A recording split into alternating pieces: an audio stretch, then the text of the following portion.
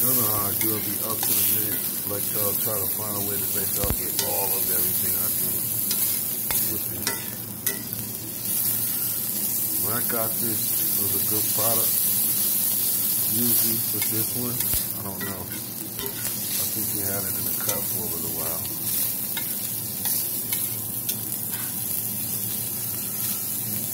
It looked like they were trying to keep on packaging on this left.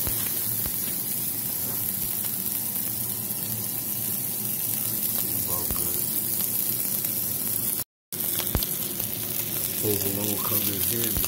Remember that provolone? Come in handy. I know it might have took a long time, but there we go. You know how I do. I have to always show y'all at least the finished product. I know again I have to listen to my girl Ann and show y'all a month thing or show y'all a time when I devour it. But a lot of times I don't need to go in there and eat it at the time, you know what I'm saying? But sometimes, like I said, I made a nice sandwich today. I ate that bad boy as soon as I made it. But it was, you know what I'm saying, it was me just putting the sandwich together. It wasn't cooking. But oh man. Yes sir. I'm gonna throw a little ketchup on this girl here. Sprinkly, man. A little sprinkly, man.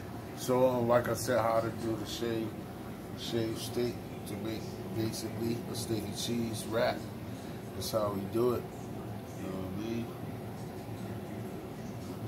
That's how it is. Please again, thank y'all for stepping in. It's your boy T History with another great wrap. Steak and cheese with tomatoes. You know what I'm saying? I already, like I said, a little sea salt,